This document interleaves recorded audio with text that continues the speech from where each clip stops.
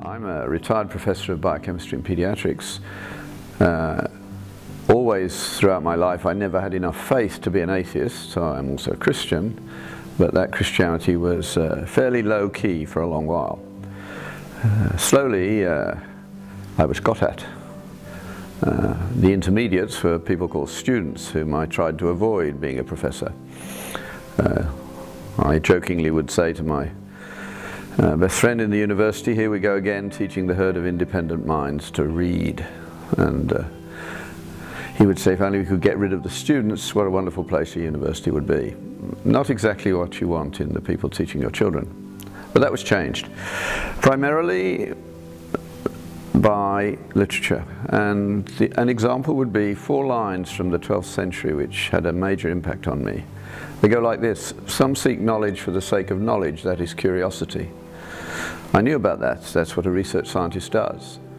Others seek knowledge in order that they themselves may be known. All professors know about that. It's called a curriculum vitae. It should be called a curriculum vanitas, because that's what Bernard of Clairvaux calls it. Those who seek knowledge in order that they themselves may be known seek vanity. The third, others seek knowledge in order to sell it. That's almost everyone. He doesn't mean making a living, but he does mean making a killing.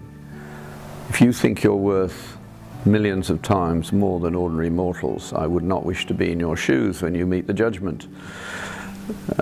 That is dishonourable, was Bernard's comment. And of course, as a professor, you are tempted and you fall to that too on occasions.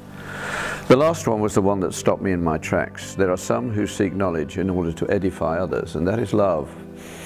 And I was not guilty. And so I needed to repent and change.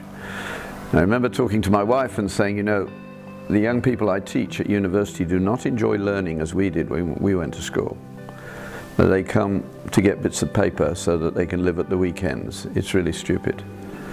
And she amazingly said, why don't you invite your class home to supper?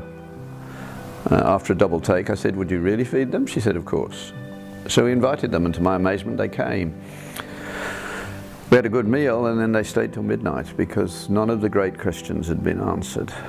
And so my interest in education grew, not in education as the university, and particularly my most hated faculty, the Faculty of Education, construct it, but as it should really be, as Bernard laid it out. Learning to edify others so that they are building a life they can be proud of, which is what Socrates wanted.